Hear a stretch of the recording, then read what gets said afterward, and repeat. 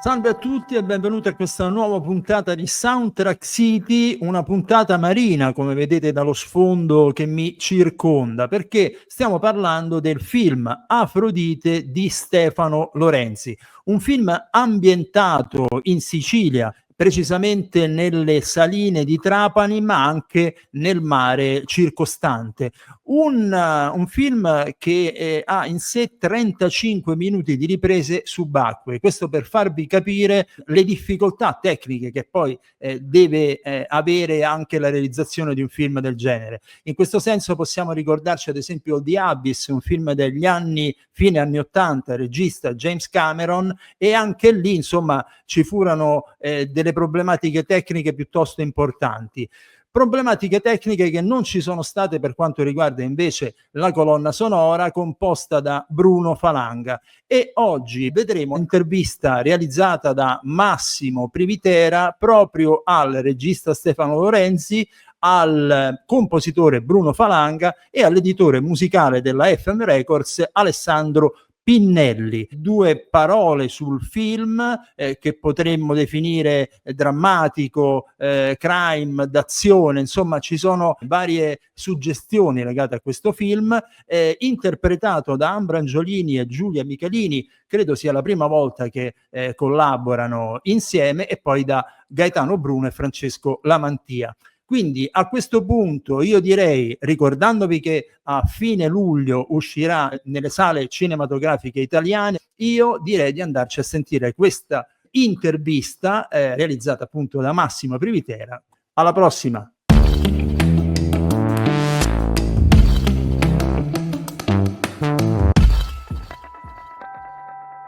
Grazie di essere qui a Soundtrack City, grazie a Stefano Lorenzi, il regista di Afrodite, a Bruno Falanga, il compositore di Afrodite, e Alessandro Pinnelli, nostra grande vecchia conoscenza, l'editore di FM Records della colonna sonora proprio di Afrodite. Allora, la prima domanda, perché, tanto grazie, ciao cari, bellissime le location in cui vi trovate. Grazie, ciao. Vi dico già per i nostri telespettatori, anzi web spettatori, che Alessandro è a Chicago, Stefano è in Sicilia e Bruno è in Calabria, quindi qua il meridione l'abbiamo fatto diciamo agli estremi, però va bene.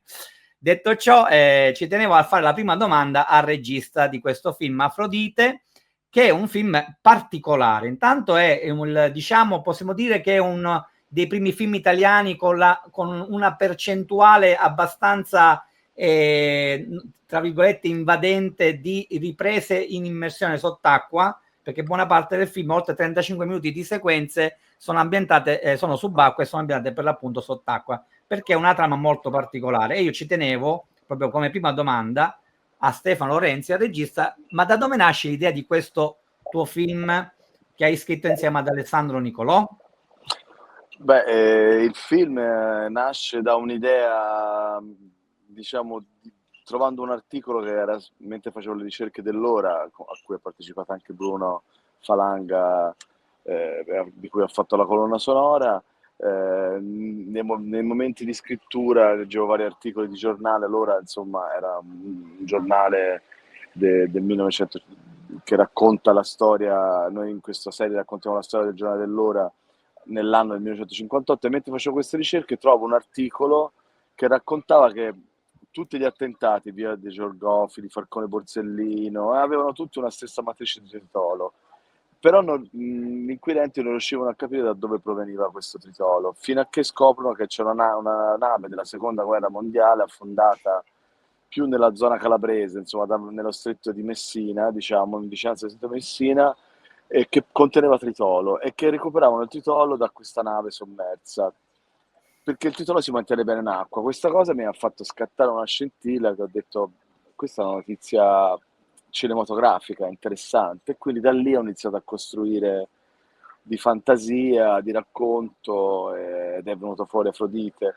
Volevo scrivere una storia al femminile, anche perché era un film che è stato ideato 6-7 anni fa, quindi diciamo in tempi non sospetti. Oggi c'è stata anche un po' una moda, no? di un certo tipo di racconto, ma allora era quasi più un'urgenza, no? Anche di raccontare o di cercare di innovare i personaggi che si vedevano al cinema solitamente. E devo dire che a prescindere da questo il film ha mantenuto il suo spirito, no? Di libertà e di riscatto di due donne. Per me quello è l'aspetto più fondamentale, quello è sempre stato il cuore del film. Che poi sono Ambra Angiolini e Giulia Michelini che hanno Esatto. questo rapporto dapprima di conoscenza, anche perché, se non mi ricordo male, Ambra viene presa in Da fuori, ostaggio, sì. ok, e Ambra è quindi una poi subacquea con un debito con la mafia, perché il suo compagno si suicida, ma insomma ha aperto un diving con i soldi della mafia e lei è lì per pagare questo debito. Quindi si trova di fronte Giulia Michelini e il suo compagno che sono suoi carcerieri, dove però Giulia a sua volta è una vittima di questo infatti, uomo, anche lei a sua volta è carcerata. E allo stesso modo anche lui a sua volta, Rocco, insomma, il carceriere, è schiavo della mafia, quindi insomma sono tre anime perse in questa salina, nelle profondità del mare, che in qualche modo cercano di recuperare se stesse. Le due donne, insomma, avranno tanto da dirsi e poi dovete vedere il film per capire tutto il resto. infatti non spoileriamo troppo perché già siamo entrati molto nel... Senti, allora Bruno, visto che tu hai già lavorato con Stefano, ma io ascoltando la colonna sonora più di una volta, come faccio sempre quando mi addentro nell'aspetto musica applicata alle immagini, ho trovato questa traccia della colonna sonora, la potete trovare su Spotify e non solo, questa traccia che si chiama L'ultimo bacio, che contiene, a mio avviso, ora tu mi confermerai o no, il tema portante di tutta la colonna musicale.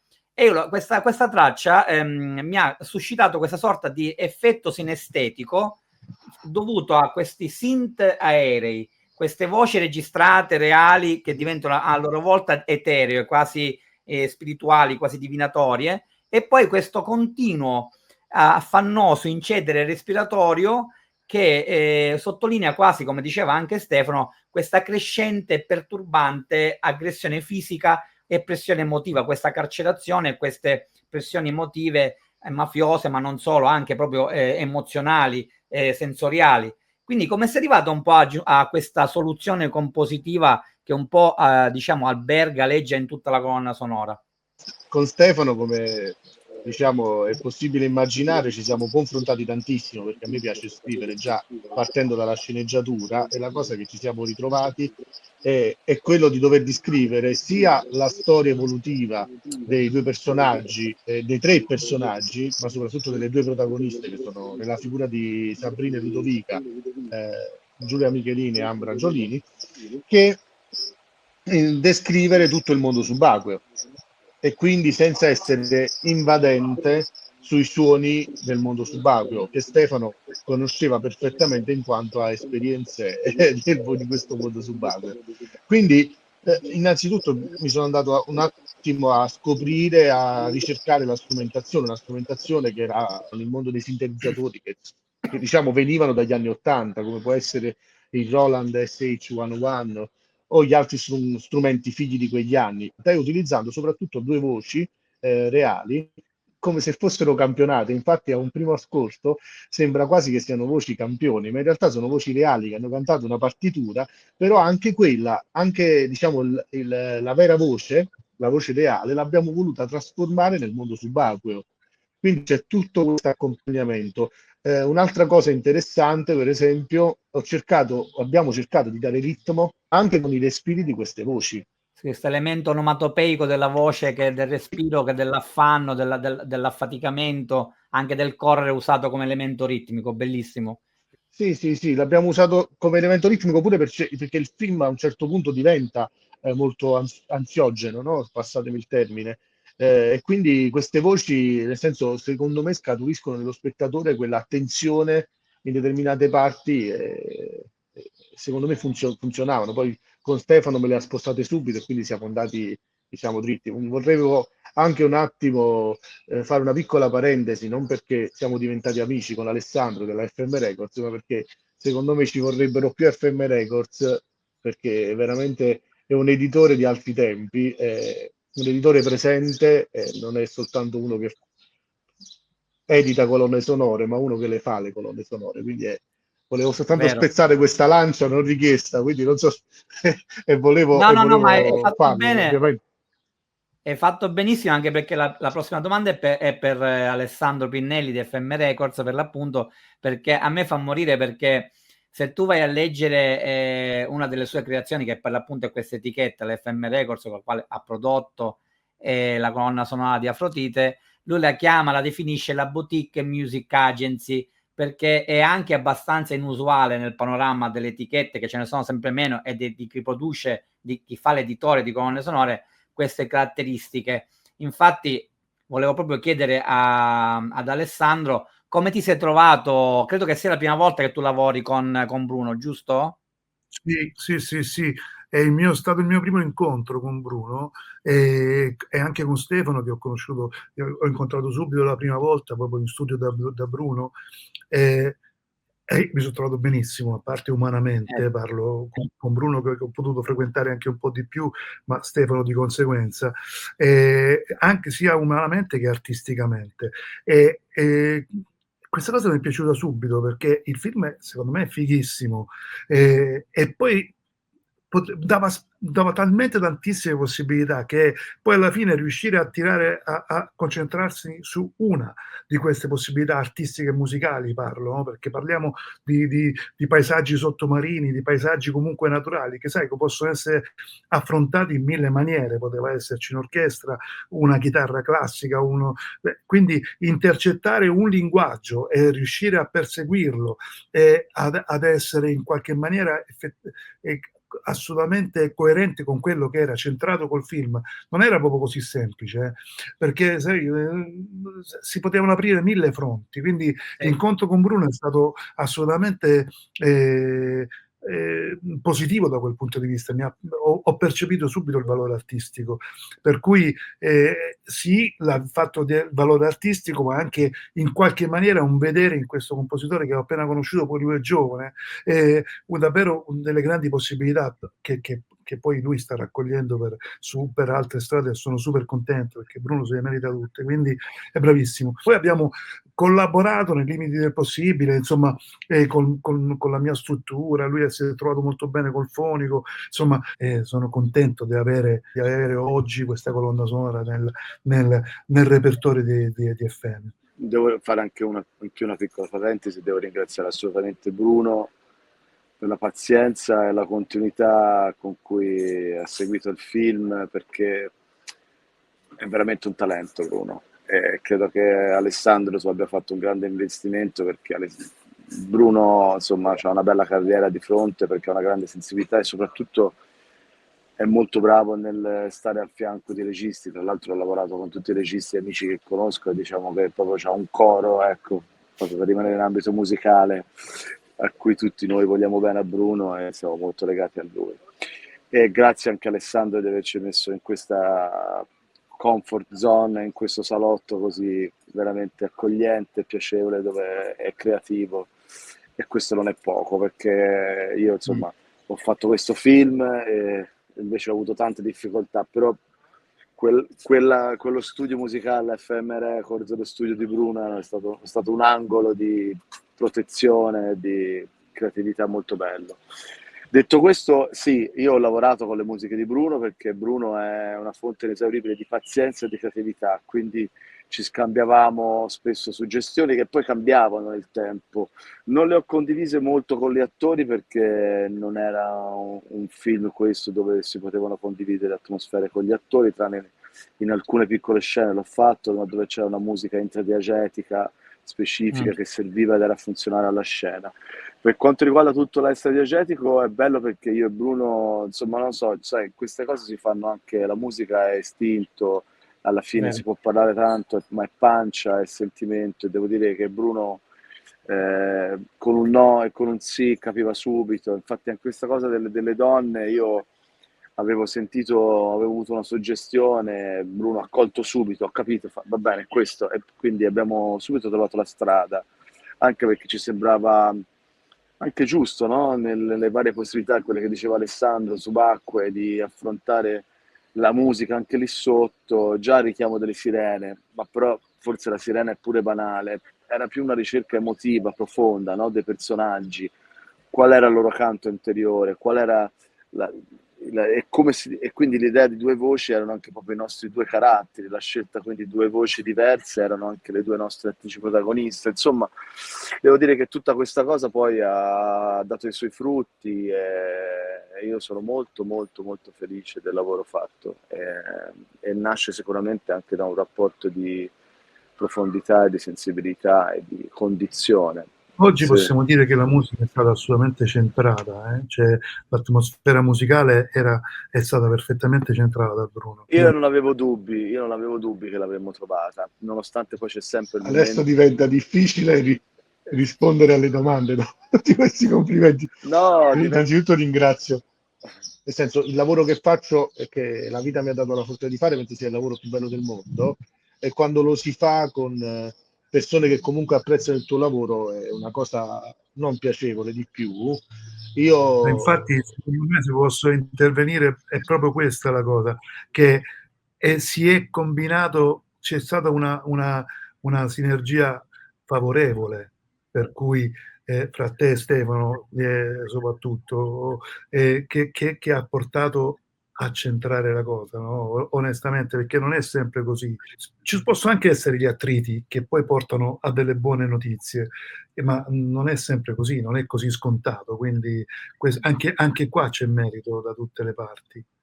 Vabbè, è giusto quando si crea un bel sodalizio e che questo sodalizio poi continui, e soprattutto perché già in automatico avete quella capacità, tu Bruno e tu Stefano, di trovare quel momento di connessione anche evocativa, perché poi la musica è evocazione per eccellenza, di sentimenti, di ambienti, di narrazione, di immagini, ma comunque è proprio evocazione per eccellenza. Infatti su questo poi chiedo a Stefano quando potremo vederlo in sala, questo film, finalmente al cinema sul grande schermo, a parte che mi dicevi che hai già fatto delle visioni, delle proiezioni nel festival, giusto?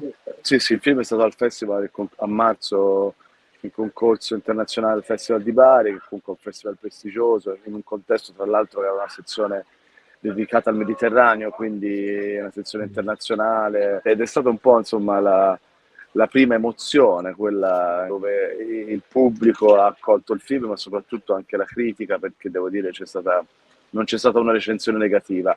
Ma non è il negativo o il positivo, è proprio che hanno colto l'anima del film, ne hanno apprezzato la componente emotiva e passionale, di libertà musicale, di recitazione, fotografica, insomma di tutti quelli che sono gli elementi che poi compongono un film.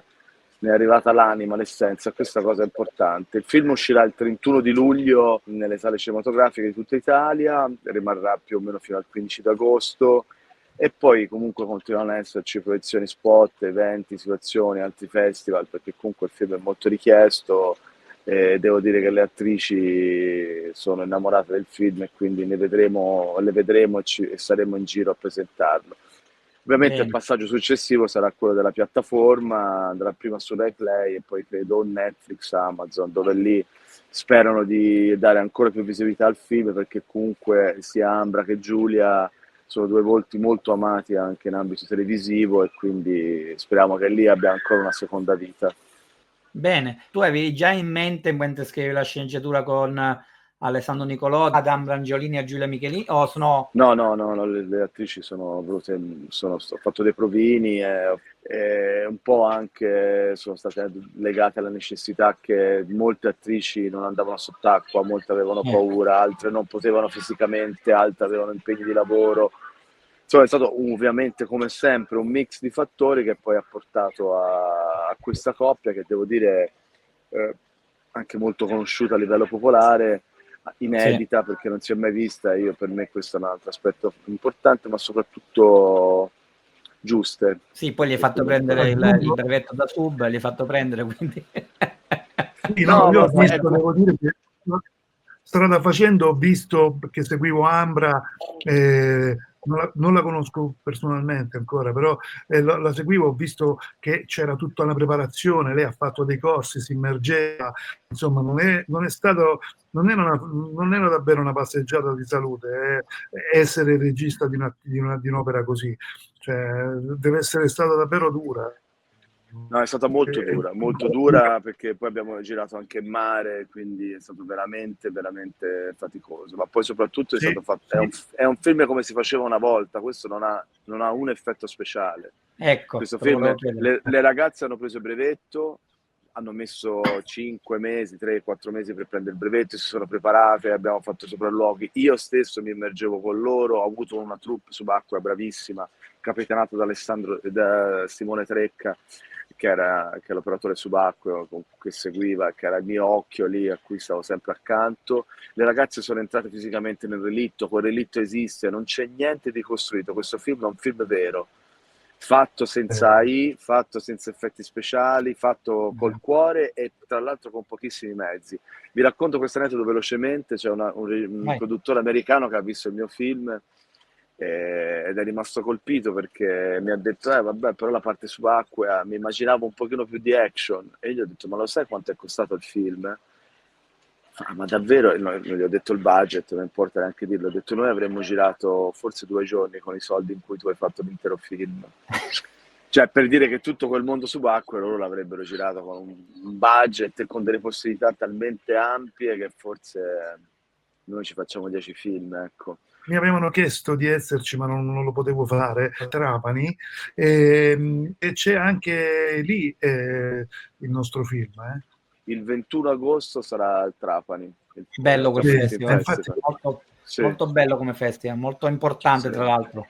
Senti Bruno, faccio una domanda a te, poi chiudiamo questa intervista che mi ha fatto venire ancora più voglia di andare a vedere il film. Spero di vederlo in Sicilia, in un luogo di mare, con almeno la sensazione raddoppiata di trovarmi dentro il film subacqueo.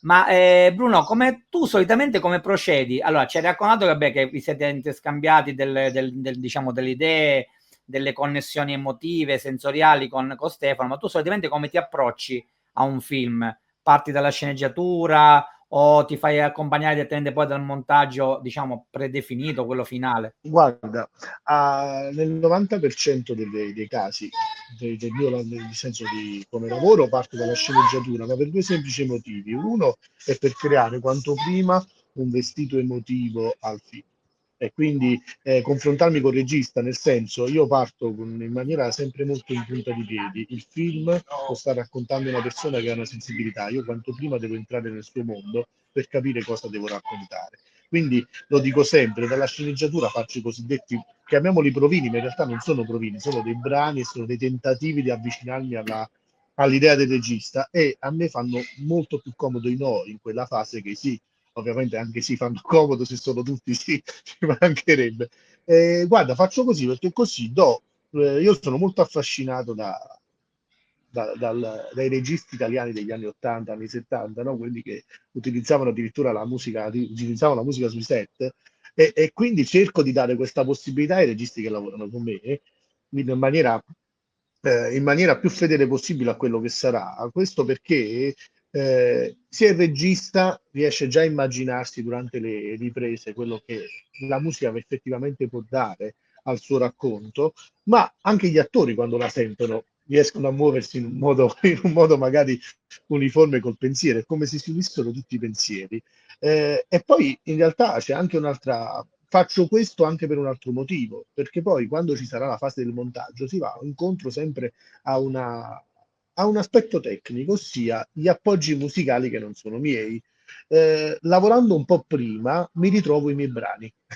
Quindi l'appoggio musicale è sempre mio, quindi non vado a. Sì, poi capita lo stesso di andare a finire in brani, sai, ti trovi un brano che non è tuo e quindi devi cercare un attimo di ragionare col regista come cassare quel brano, inserendo un brano interessante. Ovviamente, in maniera propriamente tecnica, mi fa piacere dirlo, lavoro su idee di musica, sulla sceneggiatura, e poi quando arrivano le immagini, partendo da quelle idee che sono melodiche e armoniche, mi piace scrivere sotto le immagini, perché poi i tempi, tipo la questione dei respiri, è nata guardando tutte le scene subacquee.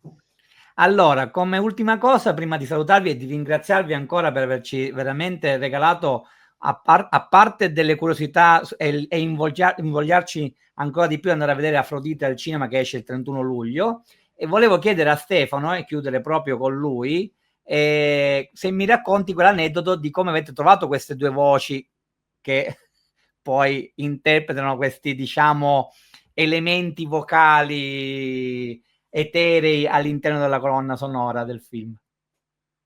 Ma la cosa è perché io e Bruno abbiamo un'altra cosa, anche un'altra caratteristica comune, no? Che cerchiamo una verità. E quindi nel cercare una verità e anche un'originalità degli elementi che compongono, anche lui diceva sì, abbiamo fatto le cose però con strumenti veri, non abbiamo usato sintetizzatori degli anni 90 così, ma abbiamo cercato di fare cose reali. E lo stesso anche per le voci, avevamo un po' paura di un canto un po' troppo di maniera o troppo sofisticato o classico, non idoneo, e quindi ci guardavamo, lui faceva i provini e ci guardavamo e facevamo no, questo non va bene, questo non va bene. E sicché andavamo a cercare nelle cose che non erano quelle quotidiane con cui si va a cercare dai musicisti che lo fanno sempre, con tutto il rispetto, non è che i musicisti che suonano fanno delle cose, però magari noi cercavamo qualcosa di diverso che ci stupiva, e quindi alla fine lui mi propone l'assistente al montaggio di un suo montatore amico che conosco anch'io, molto carino, che anche lei a sua volta fa la montatrice, e io che ero al montaggio, stavo facendo una trasmissione Rai, un programma, gli ho detto ma perché non ascolti Deborah, lei si chiama Deborah Angini, perché non ascolti Deborah? Gli ho dato la pagina Instagram, perché secondo me lei fa cose legate a canti di un certo tipo che però potrebbero essere utili e avere la sonorità nostra, anche nella mia incertezza, perché io ovviamente non sono un compositore, quindi entro sempre in punta dei piedi, no? In questa cosa qua. E lui no, Stefano, sono bellissime loro. Infatti lui ci siamo innamorati, io della sua proposta e lui della mia, quindi anche in questo è stato divertente. Un esercizio che dovete fare, dovete ascoltare la colonna sonora, che la trovate su Spotify di Afrodite e anche in altre, ascoltarla tutta, immaginarvi il film e poi andare a vedere il film e provare a capire quali sono state le suggestioni musicali, esatto, no? Il lavoro inverso. Senti, prima ascolti la colonna e poi vai a vederti il film e poi dopo te la riascolti. E poi te la riascolti. Sì. Posso dire solo un'ultima cosa e poi lascio a Massimo che ci congediamo tutti, che io volevo anche far notare la bravura degli attori, Stefano. L'interpretazione è pazzesca di Giulia Migrin, di Rocco, non mi ricordo il nome del ragazzo che interpreta Gaetano Bruno. E Ambra, poi Ambra e Giulia sono in un momento secondo me di splendore, fra l'altro, anche del fratello di Rocco, quell'altro ragazzo purtroppo non mi ricordo il nome. Francesco Lamantia. Sì. Ne approfitto, visto il microfono aperto, per ringraziarvi e salutarvi e ringraziare Massimo ancora per la disponibilità. Grazie Stefano e grazie Bruno. No, volevo anche io ringraziarti Massimo per l'invito, ringraziare Stefano per la possibilità che mi ha dato di fare questo film e ovviamente ringraziare Alessandro Pinnelli che ci ha supportato sia artisticamente che produttivamente sulla colonna sonora. E questo. Alessandro è una persona di una sensibilità estrema, ma devo dire che anche voi due non ci scherzate in tal senso. Anzi, prima di chiudere questa puntata di Soundtrack City, noi siamo collegati a un programma radiofonico, quindi vi faccio una domanda classica che facciamo sempre, visto che poi c'è la parte radiofonica dove non vi si vede ma vi si sente, e noi chiudiamo con una canzone. Qual è per voi, magari lo chiedo a Bruno o Stefano, vedete chi vuole rispondere dei due, che Alessandro questa domanda ha già risposto a suo tempo in un'intervista. Qual è per voi la canzone originale per film che più vi ha emozionato nella storia del cinema e che magari ogni tanto ascoltate con estremo piacere? Kingstown Town degli UB40 di Afrodite. Grande, vabbè, ci sta, ma è giusto. Ma quella non è originale però, Infatti, ma mettiamo quella di Afrodite, dai, perfetto, dai. Grazie ragazzi, veramente è stato un grazie piacere. A voi. Ciao, grazie. Grazie mille l'ospitalità. Ciao a tutti, grazie. Ciao.